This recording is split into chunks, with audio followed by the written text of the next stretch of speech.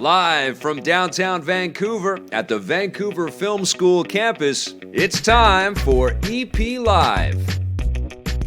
Hey, welcome to EPN. My name is Victor Lucas, and we bring you the latest in everything cool right here from our studios based at the VFS Cafe in Vancouver. Thank you, everybody. Oh, we've got sound effects. I love it. That's awesome. Yes, this is a live show. It's shot before a live crowd, and thank you for joining us, guys. It's fantastic to see you. It's Friday. Happy Friday to everybody. We know we've been off for a little bit, but we've been busy. We've been working on some stuff. But thank you for tuning in and being a part of our day today. We're going to have a lot of fun, I promise. 390 West Hastings in Vancouver is where we shoot, and it is open to the public. It's also a licensed cafe, and I never mention that when we shoot. But you can, if you want to come down and have a nice frosty adult beverage, you can come right here. And what am I doing? Oh, put the mic in front of my face. Thanks, Blake. Blake likes to make hand signals. I never know what the hell he's saying to me, but we still work it out. We just do it live. That's what we do. We've got a great show. We're going to be talking about Call of Duty Modern Warfare. I'll move it over this way. I get it. Are we good? It's better? We're going to be talking about Call of Duty Modern Warfare with two of our friends. Now, raise it up. Are you serious? It's like you're working for the airlines or something here. What's happening? Okay, is that better? Yeah, is that better? Okay, all right. It's my first day. We are going to be talking with two friends of ours, Sam Machkovech, I hope I got his name right, from Technica, and Rob Keys from ScreenRant. Both big gamers, and both have played Call of Duty Modern Warfare, as have I. That's where I was earlier this week at the multiplayer event in Los Angeles. Had a lot of fun. We'll be talking about that. But first, we've got some news for you in our Tasty Rundown, which is dedicated to Jeff Meacham, who said, can you give me a shout-out on the next rundown? I would really appreciate it. Sure, Jeff. This rundown's all for you, buddy. All right, the Nintendo Switch is a big hit worldwide, and it's about to get 1 billion times bigger. Nintendo has struck a deal that will finally allow them to begin selling the Switch in China.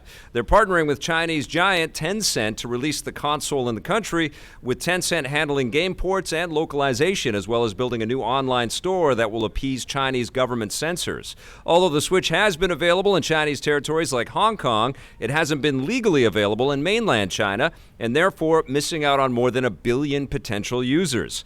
The news comes as Nintendo has announced that the Switch has now sold just under 40 million units worldwide. This is huge, and I think it is. It's kind of a golden goose, right? It's like Tencent has made its name in the marketplace because of that incredible, amount of people that they can sell to already, and they've been able to come in and become either partial owners or full owners of lots of studios all over the world. Famously, they've been working with Epic, but they are a name that you see all over the place. You see them in movie screens. You see them on, before video games boot up, then you're jumping into those worlds. So this is a big deal that Nintendo is working with Tencent, and they are going to get the Switch all over the place. I think anybody that's come in contact with that console has been pretty happy with the machine. Although we have some news coming up that may dispute that a little bit, but I think the Switch is going to be a massive, massive hit overseas, and I think we're going to start to see a lot of very happy Chinese gamers out there.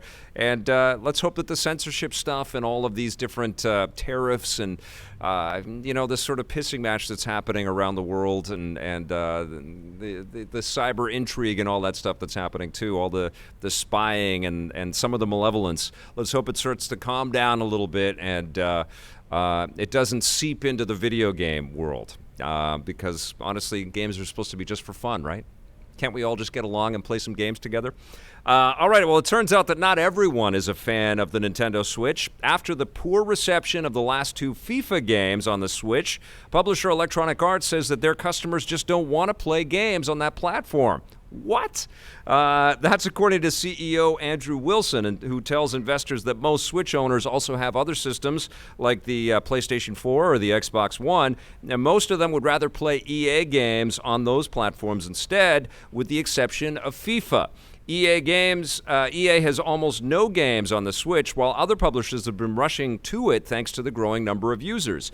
I think this is a dumb move. To be frank, I think that this is absolutely the wrong move, and I think for EA to limit itself by its existing kind of library and thinking of the Switch as only a system that can handle what they're currently publishing is a major mistake. I think Electronic Arts needs to get back to its roots and start to appeal to as many new players as possible. And the Switch is an excellent platform to maybe create a compilation, maybe an EA Classic compilation, or bring back some of the classic versions of some of these sports franchises and sort of appeal to players from a perspective of just plain fun, as opposed to trying to, in the sports world, being super authentic and all about the sort of photorealism. Go back to what made EA Sports a household name. And I think the Switch fan base out there would be very amenable to that. I think that would be fantastic. But EA has to remember that they've got a bunch of franchises. They've got a whole bunch of brands and important game names that we haven't seen or heard from for a long time. Burnout and Road Rash. There's a whole bunch of fantastic titles out there that they could be dipping into. I would love to play, Burnout 3 Takedown or Burnout Revenge or Burnout Paradise on the Nintendo Switch, or even Need for Speed Hot Pursuit 2 or SSX. There's a lot of different ways that they could appease that marketplace. I think it is very short-sighted for them to be saying carte blanche that Switch owners don't want to play EA games. That's crazy. EA's got a lot of cards that they could be playing. They might not want to play FIFA on the Switch because they know if they want FIFA, they can get a more photoreal looking one on the Xbox or the PlayStation 4. It's crazy. I think an NHL game, honestly, on the Switch would be huge because we haven't had a portable NHL game since the PSP. It's been that long. I'm talking to a bunch of Canadians here. It's been a long time. It'd be great. So wrong move. Andrew, rethink that, please. Speaking as a Switch owner that would like to see lots of EA games on there. All right, after years of controversy, it looks like No Man's Sky might finally have moved beyond all of its problems. The massive Beyond update for the outer space exploration game will launch August 14th on all platforms. Beyond basically includes two big changes to the game, the addition of a first-person VR mode and a new online multiplayer component. Although there has been limited multiplayer support so far, Beyond adds expanded multiplayer missions that are built around different players meeting and working together with many similarities to an MMO. The update, by the way, is free for all players, and yes, Hello Games has completely turned around the story of No Man's Sky. It's an incredible game. They're an amazing studio. I thought that, when they launched the game, but their commitment to this game over this amount of time, and there were, lots of unhappy customers out there, lots of people that were promised one thing, but I knew in my heart that those guys built a platform. I knew that they were going to continue to commit to it and continue to build on it, and I knew that what they crafted there was kind of an outer space Minecraft in a way. There was a lot that they could stack onto it, and that's exactly what they've done. I think the only kind of threshold they likely will cross is the ability to give that back to players and let them build and create, especially as they're venturing into multiplayer in a serious way like this. This game is massive. And not just in a literal sense, but in a sense of what a game can be in 2019. You can continue to support something like this, and it can continue to grow and expand and be valuable to a lot of players. And I think the Beyond expansion is going to bring a lot of people to No Man's Sky for the very first time, and I think they're going to really be impressed by what they see. I was impressed by the launch experience. And even though it was repetitive and maybe it didn't offer every single thing that was in the trailer, I was just like, wow, this is really, really beautiful and massive, and it also made me think I can't wait for the VR experience of this, and now we're going to get that. So bravo to Hello, and I'm definitely diving back into this. I'm going to be away at the end of August, so I won't be reporting on the content in this until September, but I'm definitely going back to No Man's Sky. Very excited about that. Now, we don't know if we'll ever get another Rocketeer movie, but the franchise is taking off in another way. Disney has unmasked the new Rocketeer animated TV series coming to their Disney Junior cable channel. The show serves as a sequel to the cult classic movie and will focus on Kit Secord, the daughter of the film's rocket-powered hero Cliff Secord. complete with star Billy Campbell back in his first voice acting role ever. There have been rumors about a new Rocketeer movie for years, so this new show could be Disney's way of testing the waters and introducing the franchise to a new audience. It hits the airwaves this fall.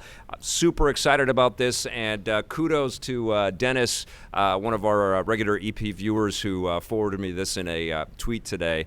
I didn't know that this was happening. I missed the report on this. I'm super stoked, though. I can't wait to share this show with my kid.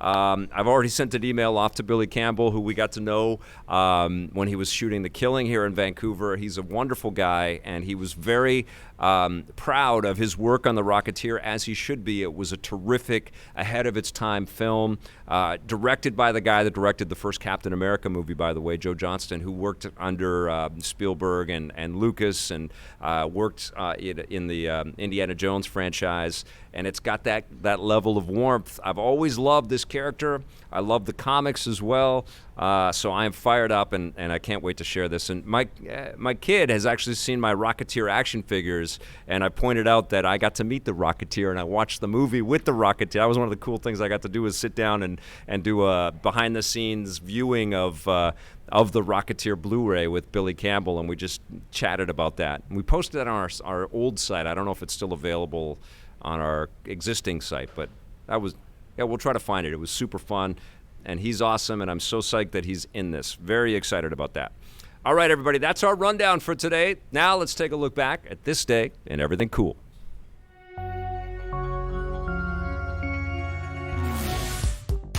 Welcome to This Day and Everything Cool for August 2nd. On this day in 1991, Sega started an epic street brawl. The first Streets of Rage game was released on the Sega Genesis, or Mega Drive in Japan, with the Western release following a few months later. Inspired by the gameplay of previous Sega hits like Golden Axe, Streets of Rage sees one or two players make their way across the screen by beating up everyone and everything that gets in their way. The story, as if it matters, focuses on a trio of badasses who work together to clean up the streets of Rage that have been taken over by a criminal syndicate. Along with their fists, players can also use weapons found along the way, like knives and bottles, and there are power-ups and special attacks. Streets of Rage became a smash hit on the Genesis, and Sega released ports on other platforms like the Game Gear and Master System. 2 full sequels were created, the last of which was released in 1994. Okay, my friends, we have got a big game to talk about. Activision has been pulling out all the stops on getting the hype out there for a brand new Call of Duty Modern Warfare. Don't adjust your sets. It's not 2007 again. They're they're not re-releasing the old Modern Warfare. They're making a new Modern Warfare. And I've got 2 friends of ours on the internet call with me right now, Sam Machkovech from Technica and Rob Keys from ScreenRant. How are you guys doing? How's your summer going? Sam, how? Oh, I spent my summer rebooting every franchise I can think of. Two Hobbs, Two Shaw, Call of Duty, Modern Warfare, whatever you got. I'm all over it. Can you blame them, Rob? Can you blame Activision wanting to kind of hit that reboot button? Nah, man, Disney has Aladdin and Lion King in theaters. Why not? No, the timing's perfect because we are long overdue for a highly polished AAA modern set shooter. So Call of Duty beat Battlefield to the punch on that one. Yeah, and I think, Sam, one of the things that we've all started to pay attention to with Call of Duty is there's been a noticeable franchise fatigue and a bit of skepticism that has seeped in, and Modern Warfare likely has I think the warmest kind of reception in the sort of mass Call of Duty audience out there. Would you agree with that? Call of Duty is an interesting one because it sort of has all these different tendrils in quote-unquote military shooting. You've got your supercharged, crazier than Halo future combat. You've got your in the mud World War II, World War I sort of stuff. And Call of Duty Modern Warfare landed over a decade ago sort of in that sweet spot in between, which it hasn't really plumbed for a while. Even the future Modern Warfare iterations sort of went crazier and crazier because it hung on to those plots and it hung on to the grind for crazier gear, crazier customization. And so by wiping the slate, there was an opportunity, I think, for Infinity Ward to say, remember when you just liked that specific feel of Modern Warfare when that first landed? We're going to try that again. We're going to try to hit that exact feeling. Nobody else is copying that specific formula, and we kind of already know it, so we're just going to take what worked over a decade ago and just really pound away. And that's, so far, you and I have gotten to play some of the game, and it definitely feels like that late aughts Call of Duty that really made Xbox 360 and PS3 shine. It's very accessible and it's very fun. I mean, I have had a blast playing what I've played so far. I just saw Rob. I've played it twice now because I went to this week's Call of Duty event, and Rob was there. Rob, what are your thoughts on the new Modern Warfare so far? Yeah, I think you guys are right, but I think there's two ways to look at it. Like you were saying, Vic, Modern Warfare 1 and 2 are, I think, by far the cherished ones. They're at a point now, this is so weird to say, but there's a nostalgic feeling associated with that, yes. Which is crazy to say because it has been around for a decade and a half, which is nuts. But the other side of it, and this is a point they really hammered with us, Vic, when we did our interview, is that Modern Warfare 1 not only brought like a modern setting to AAA shooters in a big way in consoles, but that game pushed not just that genre forward, but the whole like industry forward and what you expect from online shooters, from progression systems, connectivity, all that stuff. This game is trying to do the same thing, and that's why for the first time, I will say it's long overdue, but they rebuilt an entire game engine from the ground up for this game, and that did really show in their presentation. And I think when I played the PC version of it with you, Vic, for the first time, it looked just as good as Battlefield, and it needed to, because Black Ops 4, while I had fun with that, it did look a little too Fortnite-esque for what you'd expect from a AAA, gritty shooter, Yeah, that was one of the things that they really punched up, Sam, when they took us to Infinity Ward earlier this year, is that they don't want it to feel cartoony. They want it to feel photoreal and kind of ripped from the headlines. In our first demo, and I think we can talk almost about the entirety of what we've seen with Call of Duty, it was more about the single player. Well, we didn't play it, but we got to see it. And is this the right approach for the Call of Duty brand to, almost get into some sensitive subject matter? Sam, what do you think? Oh, I mean, that would be absolutely on brand for them. I mean, no Russian is a phrase we're going to remember for the rest of our lives, and every Call of Duty thing wants to somehow catch that, whether by notoriety or by sheer prestige. I'm expecting a little bit more of the notoriety based on what we saw so far. I think some of the guys at Waypoint said some really great stuff breaking down some of the weird things that happen when you try to do these really gray area morality of war sort of things, but also tell the person holding a controller, hey, you're the hero and you got to stab dudes and shoot dudes to win. Like you see a little 8-year-old girl going through incredible wartime trauma, and then she's got to stab the creeps. Like, that's okay. Yeah, that's not quite shades of gray. Yeah, we all agree, stab the creeps. That being said, we haven't seen everything. We know we're going to see two different angles of a single war campaign. I think it'll be interesting from my perspective just to write about and play about and talk about. Whether that's going to be really satisfying, I don't know. But on the flip side, we've got this week of really this full court press of the different kinds of ways that Call of Duty is trying to be Call of Duty, not trying to be Fortnite, not trying to do full-on battle royale. And the thing that really stands out for me, you guys are talking about how good the game looks. I think there's something to be said about the number being removed, because remember, we are about to teeter into the PlayStation, I don't know what number it's going to be, Xbox 2.1 point whatever. The idea of a number being attached as opposed to a never-ending live service, like, I'm not saying that's definitely going to happen, but there's something to be said about them saying, let's make something that's just called Modern Warfare. That's one of the forks. While we have Black Ops continue being crazy with its own zombies mode, there's money to be made selling to different Call of Duty fans. There's been enough branchings out that have all sold well that they can go, you know what, we're going to do it specifically this way. And the thing that really stood out for me with this stuff this week is this like 20-on-20 combat. That made me go, oh yeah, Battlefield fans who moved on, who didn't really bite into Battlefield 5, this might be it. This might be their jam. It started to feel that. We played a little 20-on-20 this week, and it was crazy fun. It was very big. There was a massive Middle Eastern palace that we were fighting in, and it did feel like the environment was too big for even 10-on-10. It was there were lots of little nooks and crannies. They were talking about sort of platforming elements and using the verticality of the game.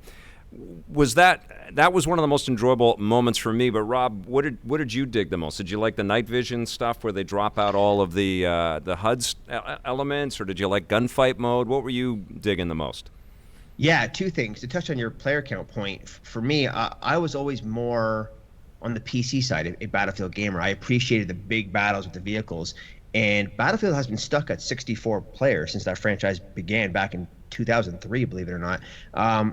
This game not only has 100 players, but their official press release says it supports over 100 players.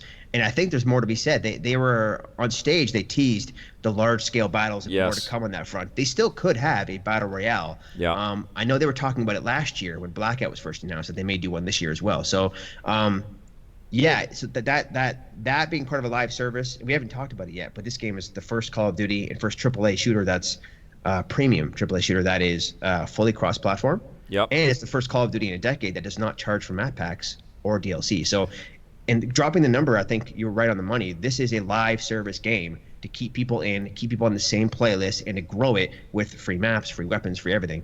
My concern there, of course, is how they're going to handle monetization through cosmetics and battle passes and stuff like that. But to your other question, Vic, yeah, I think all of those things. My issue or concern with this game is that every mode we played, even the night vision mode, which was gorgeous, and the mechanics, the animations were so cool with the clean HUD, there were still kill streaks in every single mode we played. Yes. And for me, you can't have it both ways. I think kill streaks are fun, but I think they should be relegated to their own mode or playlists. Right. And the reason is, every dev we talked to, in every presentation we've seen, they talked about this grittiness and this amazing down-the-barrel immersive experience. And then you get 3 kills and you press a button and everything blows up. That's an arcade system. Yeah. And it's an anti-balance system. The best players who are getting 15 kills in a row should not get a vehicle that gives them another 15 kills. That prevents the losing team from catching up, you know? Well, I don't hopefully like there's going to be some customization. That's an excellent point, but hopefully there'll be some customization in the matches so you can choose to strip that back. But they were pretty emphatic that the kill streaks was something that they wanted predictable rewards, and they wanted people to kind of build and work towards those things, and that was a very big part of their presentation. Gunfight is almost in a totally different direction, though. It's 2 versus 2. I think they had some 3 versus 3 stuff, but they basically throw you out with a colleague, and you have the same weapons as the opposing team in a tight environment, and you basically survive the longest. And it's crazy fun, and it is a little bit like Call of Duty wants to have have the cake and eat it too. They want every aspect of multiplayer shooters that they can have. I gotta say though, the gunfight, that's them. I called it kind of like NBA Jam meets Call of Duty. I dig it that way. It also makes me think of when I'm tuning into a good battle royale moment on Twitch, or I guess Mixer now that people know about that. There's always sort of this what I call the let's go moment, where there's this real intense showdown of people really being constrained and somebody pulls it off. And I think that mode just creates that sort of shout of a streamer going let's go over and over and over. I think that's really cool. And to that crossplay point, I noticed something really interesting. They have set up a whole thing where whether you play with a gamepad or keyboard and mouse on whatever platform, you sort of get locked into a playlist accordingly, or you can opt as a gamepad person to go into the other, or they've got a whole thing set up, including like as soon as they detect any change in your input from the way the UI works on the consoles, you'll get dropped from a match immediately and things like that. I haven't heard of any multiplayer game system dealing with that. I think that's such a huge thing when we talk about first-person shooters and crossplay that had to be addressed. I cannot wait to see if it gets cheated or exploited or if it works out, because I really would like for it to. I'd like for everybody to be able to play with everybody else on what would be at least a known, somewhat fair level. Well, I also feel like this, I mean, it's a whole new engine on this game. It is like they're trying to have the whole kitchen sink kind of element here, right? They want a controversial first, like a story, a single-player story that's going to get a lot of news and a lot of buzz. They want that gritty realism. They want the arcade, fun of it all. They want the scale, and they want the micro moments, which are going to be fantastic for esports kinds of competitions if it gets picked up by the community out there. But they also they want that sort of multiplayer kind of audience to kind of stay with this game for a long time. I feel like with dropping the number, to your point, Sam, they're also thinking that this is going to be a PlayStation 5 and next Xbox game. So it's not only going to be cross-platform for current gen, but I think it's also going to be cross-generational as well. However much money they can make from it, sure. Yeah. But I do think that trying to mix the grittiness of single player and the giddiness of multiplayer, was weird. That's not chocolate and peanut butter. That's chocolate and orange juice. It was we've weird. heard this week, you've got white phosphorus being used as a multiplayer kill weapon, and some people are talking about that, saying that's not giddy weird murder, which is itself a kind of troubling thing. That's like terrible real life suffering, and there's so many different stories that you can connect to that. I do not envy the juggle they're trying to make when trying to put those two things together. That's not going to kill the game's ability to sell, but it's going to be a talking point so long as they lean into we're about gray area war. Like, okay, well then let's talk about it. I think that's what their strategy is, to be a little bit cynical about all this. I think they're thinking any press is good press, and it's going to get a lot of people talking. And like all of us judges walked out of the reveal of the single player stuff, and we saw this little kid and the gas attack, and it was terrible. It was so horrific, and all of our stomachs were churning. And then we went and had a blast playing multiplayer, and it was just like, what? It just felt wrong and weird, but that's the game. Wrong, weird, and fun. The Activision way. Wrong and weird and fun. How successful do you think this game is going to be? I'll start with you, Sam. I mean, it's game of the year. Think everything they needed to do to be a game you've seen before, and getting all of us saying we see fresh things about it. I mean, they've got to be just laughing their way to the pre-order bank. I don't expect anything but success for this, because again, it's doing something familiar that nobody else is doing right now. Just that specific formula of really tight, somewhat realistic, somewhat futuristic military combat. That was a thing that wasn't happening when Halo was dominating in the console space. Right. And again, we're back to a point where they can claim it and put a flag in it and, call it a control point in a domination match or whatever the heck jargon you want to use. I think it's going to do great. Yeah. What do you think, Rob? Yeah, I think this one's going to set some records for them, at least compared to the last 4 or 5 games in the overall Activision Call of Duty franchise. Yeah. And interestingly, they still haven't really unveiled the Spec Ops mode, which you were talking about having their cake and eating it too. Yeah. If they do that right, that's going to have its own like payday style player base with evolving content. And another cool thing this game does, we talked about crossplay, no premium cost for the maps. A lot of mea culpas there, wasn't there? There was a lot of on stage. And the other thing too that was really cool is that there were a lot of vets, and they brought back people that had left Infinity Ward to work on this, and you could see in their face that these were people that had done it all, had massive success, but they came back to build something that they genuinely believed in, and it feels like kind of a going back to those days of game development as we're about to move into this subscription kind of world and environment. And I think this is coming to Stadia as well. Has that been announced? Is this one of the Stadia titles? I would assume so, but I don't know if it's official yet. Yeah, the other thing is they're doing a shared progression system, right? So your weapons and unlocks, they're trying to make the weapon the character. And we talked about the whole gunsmith thing. Oh, and the whole gunsmith thing was cool, yeah. They said 30 to 60 on average attachments for every weapon in the game. What we saw about 20, 30 weapons. That's not even the whole launch suite, and of course there's more for free after that. But whenever you unlock there, you carry it over to your co-op, and stuff you unlock from the campaign carries over to those two as well. So that's an interesting thing when you also add the cross-platform element to it. So I really hope they blow out the Spec Ops thing, because as a player who really likes co-op with my friends, if that's a 4 or 5 player thing, that's going to evolve and have harder difficulties, and I get rewarded for that and can carry that over to multiplayer. That is a whole another element that will keep people playing, keep influencers playing on Twitch and Mixer and stuff like that. Something that Black Ops 4 fell off the map pretty quick with that. Absolutely. I gotta say, through all the jargon and what you just said, the message that rang loudest there was, my friends. Everybody on every system, old and new, whatever resolution, whatever power, whatever mode, you're going to be able to hop into your Discord and be like, who wants to do it? Like, I think that may be the selling point that this has that no other shooter I can think of has. Like, it's boom. And it's the beginning of the way that it will be forever now. And that, in a way, it makes a lot of sense that it's called Call of Duty Modern Warfare, because it kind of kicked it off. In terms of mass acceptance of shooters like we had never seen before, and it feels like they're about to do that again. What's the mode? Is Battle Royale the mode that makes this an irrefutable, biggest shooter ever, or is there some other kind of variant or some kind of other thing that you can think of that would shock the gaming world? I think if they Battle Royale, sure, but they're still not going to take away the European audience from PUBG necessarily, because it's so built in, and they're not going to take away the Fortnite crowd necessarily. You know what I mean? Yeah. So this one's more PUBG than anything, sort of like Blackout was. But what I'm more interested in is their large-scale battles. If they have a 64 versus 64 thing, right, powered by Stadia with more players, cross-platform, and they bring in the vehicles into the map, not kill streaks, but actual vehicles. Yeah. They are just they're going whole hog after Battlefield at that point. Yeah. Like we got this super esports friendly, super fast 2v2 mode. We got your regular multiplayer, but it's back to Modern Warfare. Oh, also it's the best looking Call of Duty ever. Yeah. And now we're doing bigger battles twice as big as Battlefield before they do.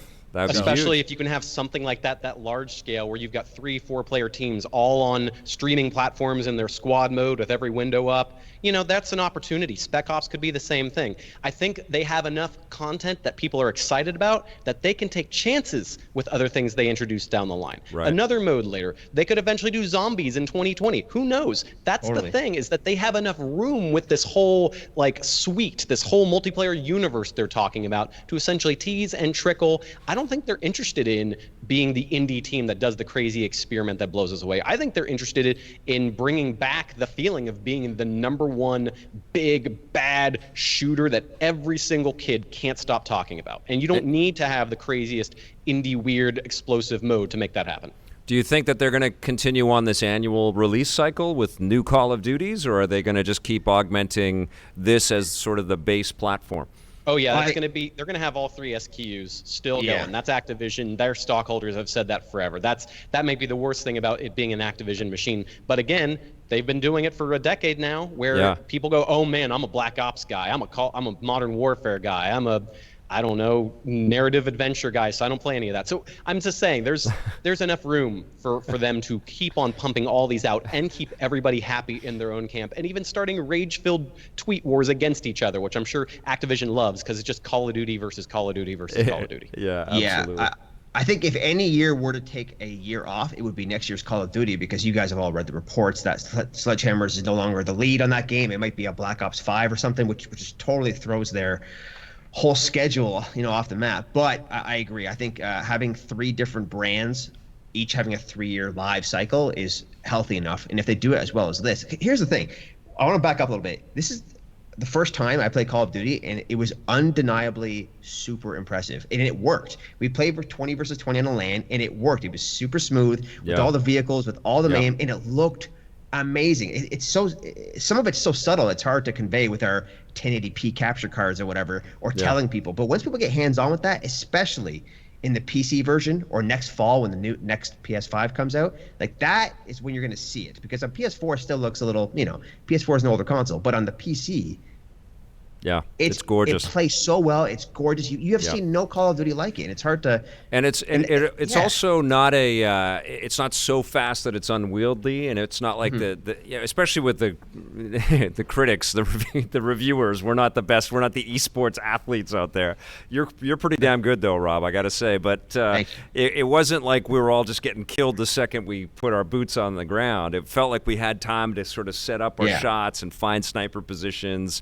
Totally. And I don't always feel that when I jump into Battlefield. Like I get sniped from 5 miles away, it feels like, whenever I start that game up, Yeah, it's super fun.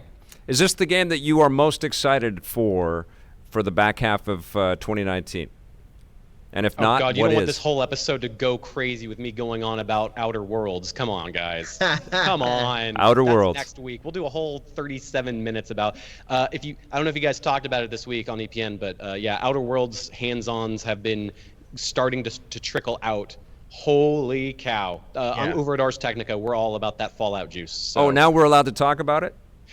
There's stuff that somebody has an exclusive on some stuff that Victor and I saw, and we're all really petty about it. But there's basically enough of the game. I can't keep up with all these goddamn embargoes, man. I don't know. I can't even. You're the guy that always tells me that I'm allowed to talk about.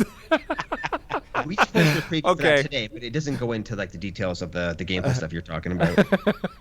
Anyway, I knew that we had the embargo was clear for us to talk today about this, which was cool. But yes, I'm with you, Sam. Outer Worlds is still the game that I'm most psyched about. How about you, Rob?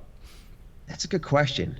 I'm genuinely excited to play this day one, more than most games, I would say. I'm also curious. I'm not excited yet, but I'm very curious about Jedi Fallen Order. Yeah. Because I need to know if we need to push EA out of the Star Wars realm, or let them keep trying. Dude, yeah, if that game doesn't do it, right? Yes, it might be time to take the lightsabers away from Electronic Arts. Yeah. Which is crazy. I just quoted Andrew Wilson saying that people don't want to play EA games on Nintendo Switch, which just doesn't sound like a very nice thing to say. He said that as an answer to The Sims. Come on, EA.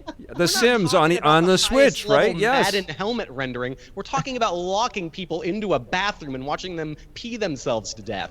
Give that to us on the Switch. Yes. Hurry up. You are correct. Gentlemen, you are both fantastic, and I've loved having you on the show. We're going to end with locking you in the bathroom and peeing yourself. Sam's quote right there. We will have you both on again very soon, okay? All right. Thank you. Always Thank you a for pleasure joining to us. really make things weird. Okay. Have a great summer, and we will catch up with you guys very soon. Right now, we're going to turn to a review on the run of Another Life.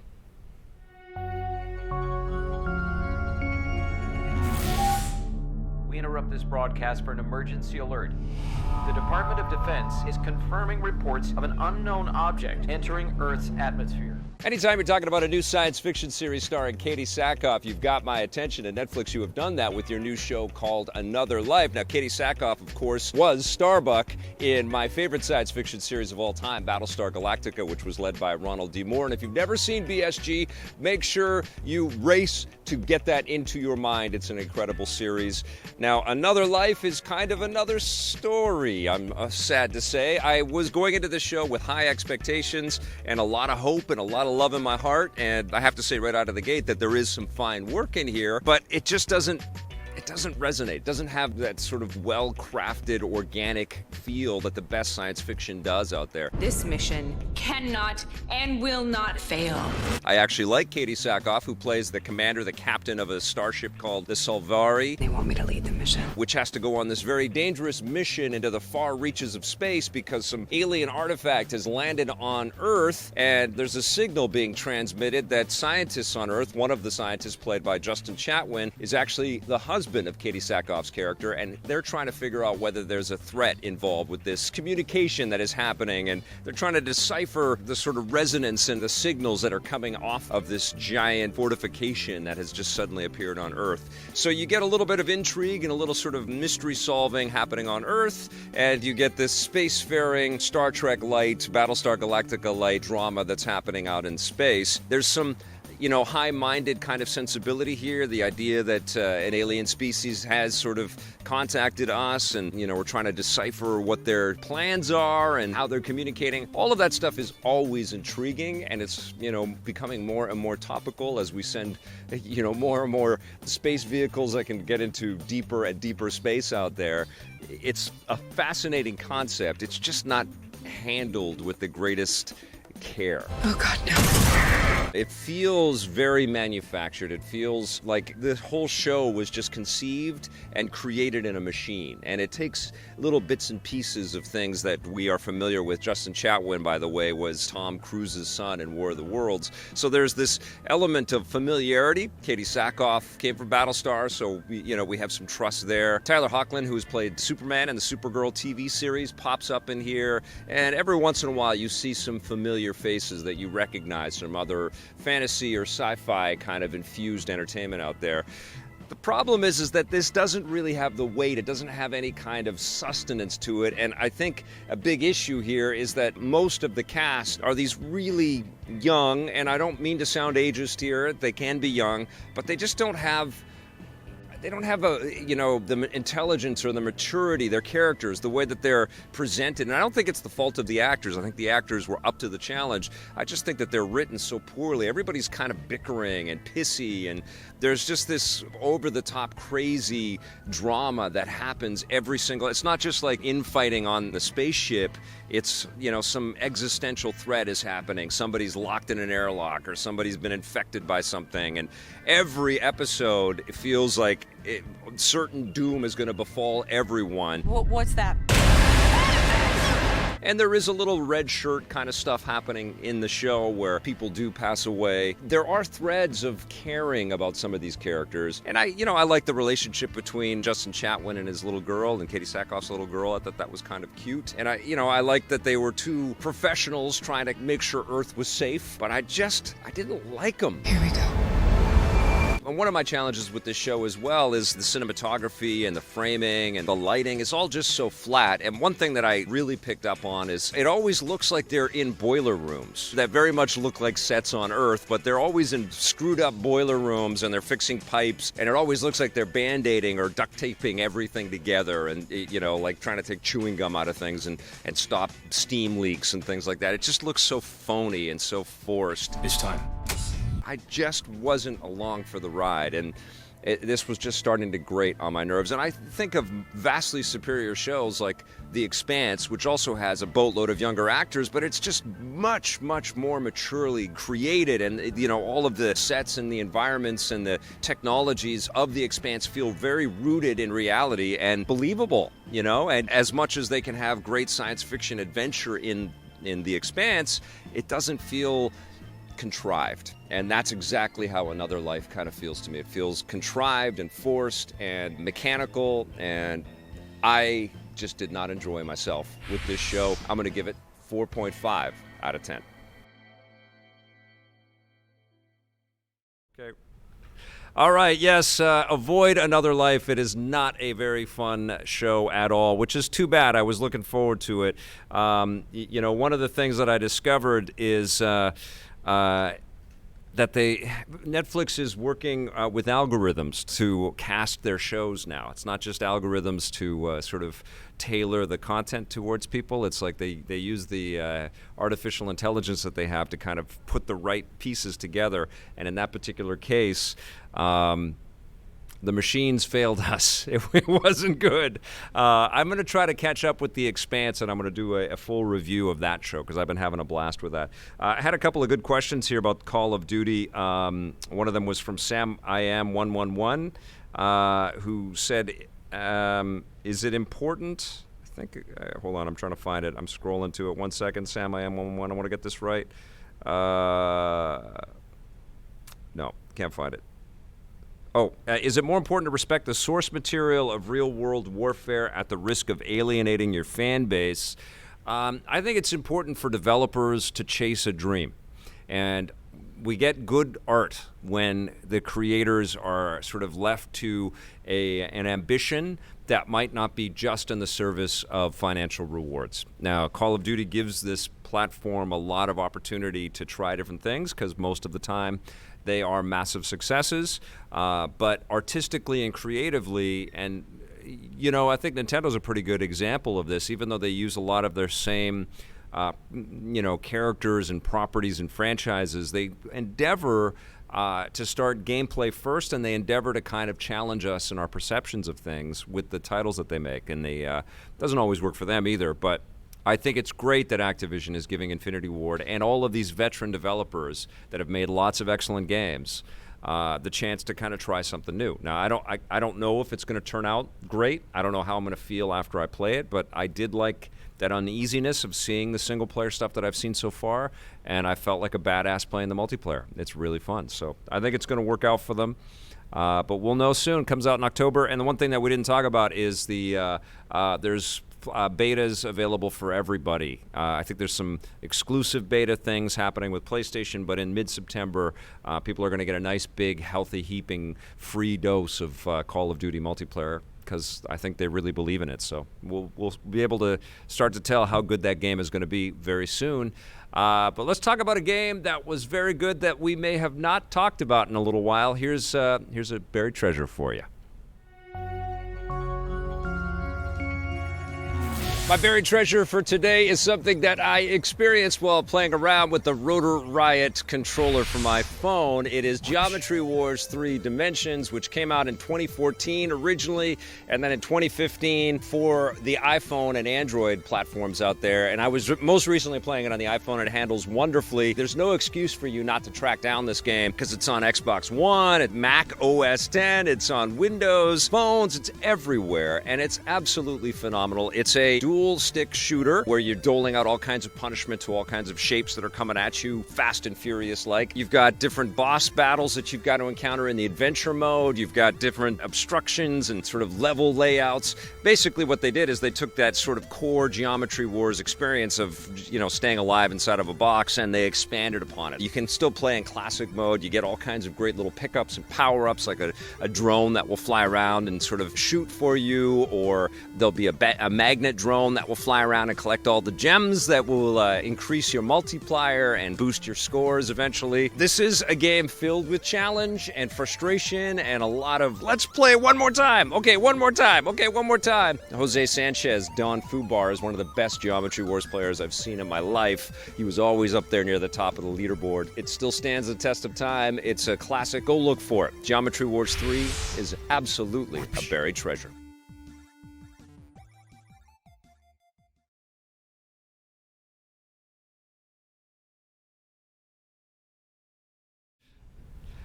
Geometry Wars is absolutely a classic. All of them are great, but Geometry Wars 3 is still, I think, the best. We've got a special guest from London, Ontario. Let's give it up for Alex Wright, who is joining me for Let's Play and Chat. And today we're going back in time a few weeks ago to Samurai Shodown. This is an industry that is like, what's new? What's next? We're always talking about what's coming up, and we forget that awesome games like Samurai Shodown, a 3D reinvention or reboot of the game. Are you in the story mode? Did you I'm go in into story mode. Should I do arcade? It's okay. Play what you want to play.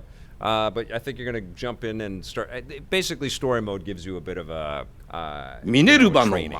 Sounds good. A little guidance on stuff. Perfect. So this is Let's Play and Chat. You guys know the deal. If you've got any questions or comments, shoot them our way in the chat.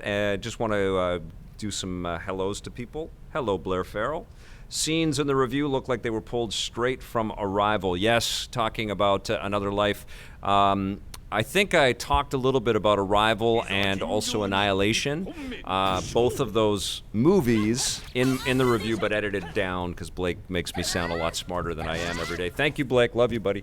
But I was talking about Arrival and Annihilation. Both of those movies are so much better than Another Life. That was the challenge with that show. It's just like you could see all of the tangents that they could have taken, and it could have been great. I did like the actors.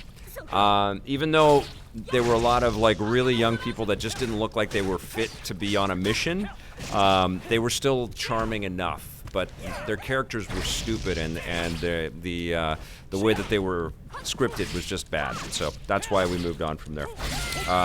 Question from Zhang Fei 500: do you intend to play through the other houses in Fire Emblem?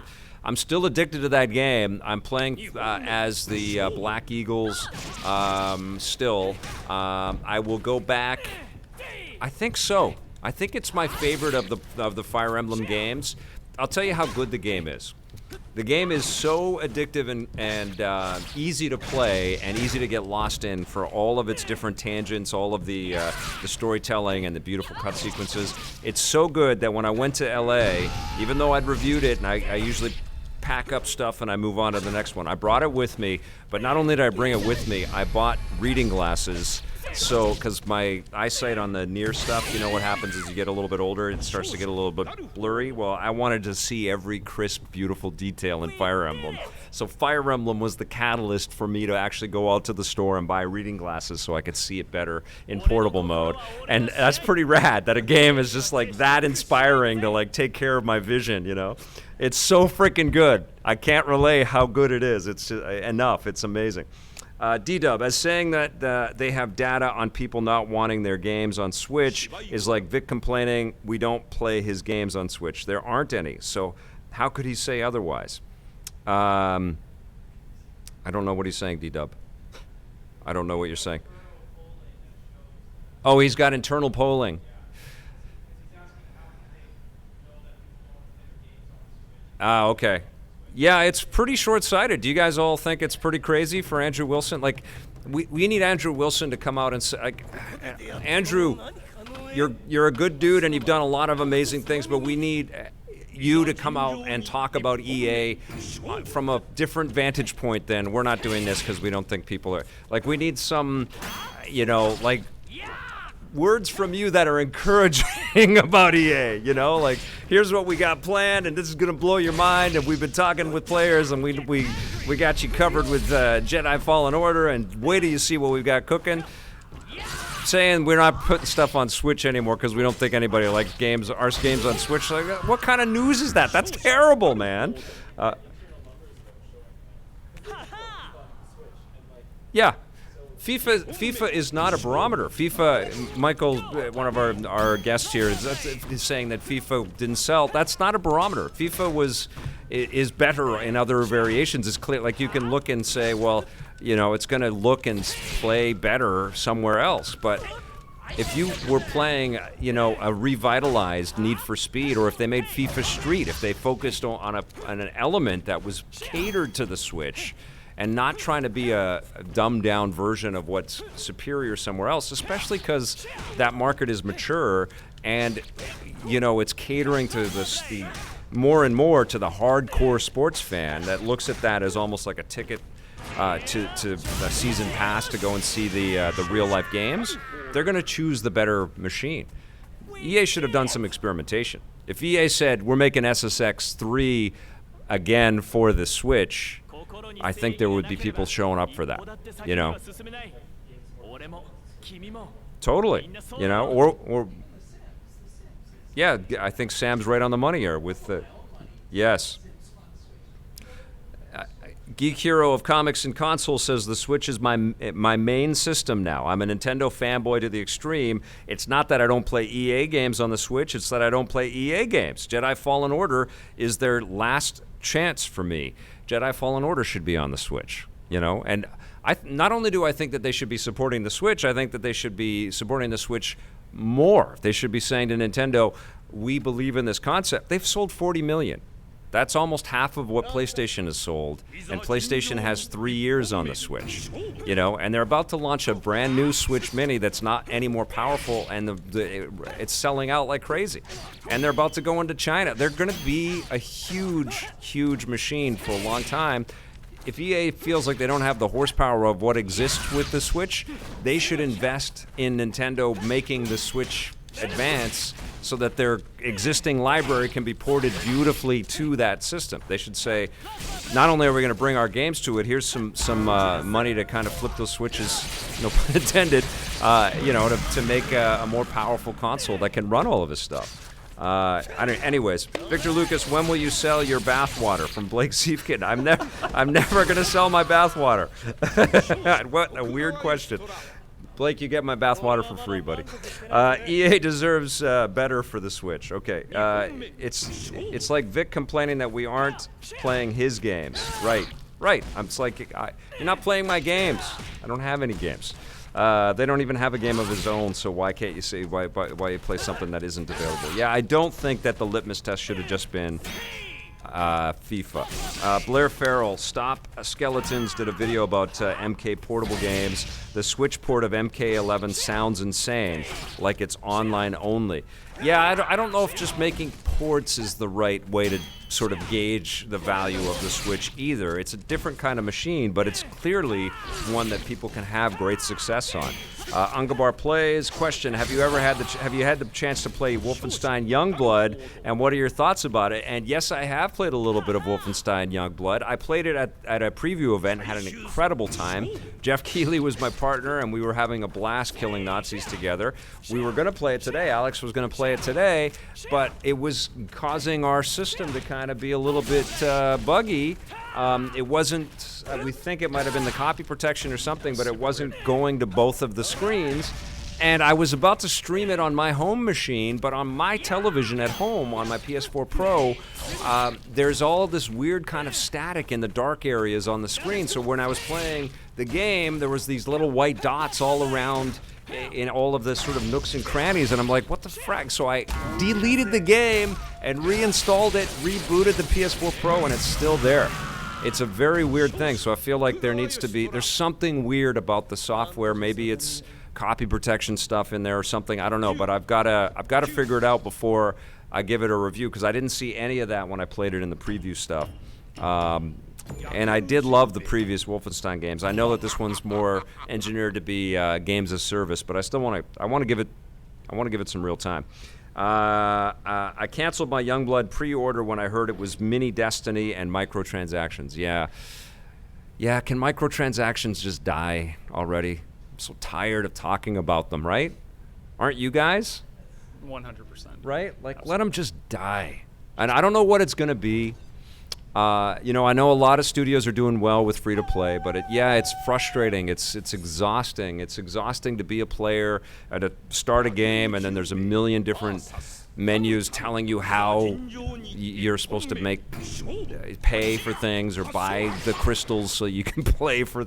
I'm so sick of it, and they can't go away soon enough. And at least now we're getting developers up on stage saying there are no microtransactions and the maps are all free. At least the decisions and the conversation is starting to switch back into that kind of model. And it's very good. And I think that the streaming platforms and the streaming subscriptions are going to be a big part of this switch over, where I keep using the word switch. And it's not intentional, but I think it's gonna be a big part of the change out there. It's going to be like the publishers and developers saying, look, it's all about your retention on these games. It's not going to be about how we piecemeal make money from you guys. It's about how long you play, and what you get out of it is how we're going to make our money from it, from just playing it, not sort of buying little bits and pieces through it. It's going to take a while, but I think we're going to get there. Question, what will happen to The Sims? Not much seems to be going on after that new expansion. Wesley West, that's an awesome question, and I'm going to have some big news about The Sims very soon. I'm actually interviewing the head of Maxis at the External Development Summit. I'm the host again this year. They asked me to come and speak at this cool event that happens in Vancouver, and it's for all of these external developers that exist all over the world. They come to our town, and Joe Nichols, who runs Maxis, is coming up, and he's the keynote speaker. I'm going to be interviewing up on stage, and I'm going to try to needle him and try to get some information, but there are some big things coming from Maxis, and he promises me that they're going to surprise us. And Joe, before this, he's worked at EA for many years, but before this he was running Capcom Vancouver. He's a vet. He's been in the biz for a long time, and he's got some big plans and big dreams for where Maxis is going to take us. So yeah, I think we're gonna see some interesting things with The Sims for sure. Question from the Ren. Vic, do you think Nintendo is holding anything back for release this December, or just what we saw on the E3 Direct? Man, I don't know. I think that they've got something. I mean, what do we have? We have Astral Chain next month. We have the Luigi's Mansion 3. Is Pokemon in September or November? Pokemon's November? And then September is what? Feels like they've got something big every month. So I don't know if they need a... I honestly, I can't remember a run of first-party titles as consistently strong as we've had this last little while with Nintendo. Super Mario Maker 2. You guys didn't play Yoshi's Crafted World. I know you didn't. You all think you're too old to enjoy that freaking game. I gave it a 10 out of 10, guys. It's an amazing game, but that came out this year. And Super Mario Maker 2, and I loved Mua 3. I heard that Kyle Chenard did not love Mua 3, and we'll have to ask him why not, but I love that game. I think Blair Farrell can back me up on that. And then, of course, my beloved Fire Emblem, which made me buy reading glasses. You know, like, it's seriously, boom, boom, boom, boom, boom. They are killing it right now. And Xbox, still working on their first party. You know, PlayStation, we're waiting for Death Stranding, I guess. Yeah. And Last of Us 2. And what else? What's coming? Which one? Oh, Ghost of Tsushima. Yeah. I want a new Sly Cooper from Sucker Punch. Yeah? Absolutely. Right? Maybe PS5 Sly Cooper. Oh, it'd be so good. Yeah, but Nintendo crushing it. But EA, we don't think we want to put any games on the Switch. Sucks. What? What are you doing? Welcome back, Vic. What was the Twitch Meetup Vancouver like for the gaming community? Good question, Jamie. It was cool. you guys know, and you guys know, Vancouver is a bit of a tough town to kind of like spread the word. Everybody's so busy in this town trying to cover their expensive mortgages and rents, and they're working so damn hard, and then they get home and it's like, what's on Netflix, you know? And I think what's weird is we have big rock bands come to this town, and that gets people out. We have like the Vans skateboarding thing, then that'll get people out. But people generally, I think, go to the woods and go on into the water and go onto the mountain in the wintertime. We need to get out a little bit more, and I think Twitch did a good job at getting about 500 people, 600 people, but it could still be bigger. It could still grow, and so could we. And I think it's incumbent on all of us that love this kind of geeky stuff to kind of celebrate it and talk about it a little bit more. That's what EP is all about. I had a great meeting with VFS yesterday about working together on some strategies, and so we'll have more to talk about, but expect some terrific guests over the next few months. And I will be working more with Twitch, the meetup folks on stuff in the future, because that was fun. And but yeah, Vancouver needs to get out and support itself a little bit more. And one of the things that really sort of pushed me to create this partnership with the school and create this event, the show in this venue is this is an amazing location. It's right in the middle of downtown, and so many cool creators work and live here. Let's give them a place that they can come and celebrate and bang the drums, you know. And Vancouver needs to celebrate itself a little bit more. I mean, already this year, we had people that worked on Spider-Man Into the Spider-Verse on here.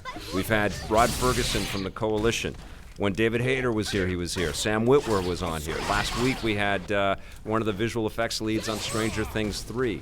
Siobhan Williams was here when she was on Deadly Class. I mean, the guests have been amazing, and they're going to continue to be, and by damn it, we're going to get more people to come and celebrate and enjoy all of this stuff, and the Twitch meetup stuff is going to be a big part of it as well. So spread the word, and if you're in the Vancouver area like Alex here is, make sure you come on down to watch the show. It's going to be Monday, Wednesdays, and Fridays right here at the VFS Cafe at 390 West Hastings, and it's time for us to wrap it up, but we are going to be back. I'm in I don't know if I can say where I am. I'm playing a new game on Monday, so I'm not there's no show on Monday, but I'll have reports on that soon. But we'll be back on Wednesday and Friday next week with some good guests. So stay tuned and watch our socials. We'll have some information, but lots of good things headed your way. Have yourselves a fantastic weekend, and make sure that you play forever.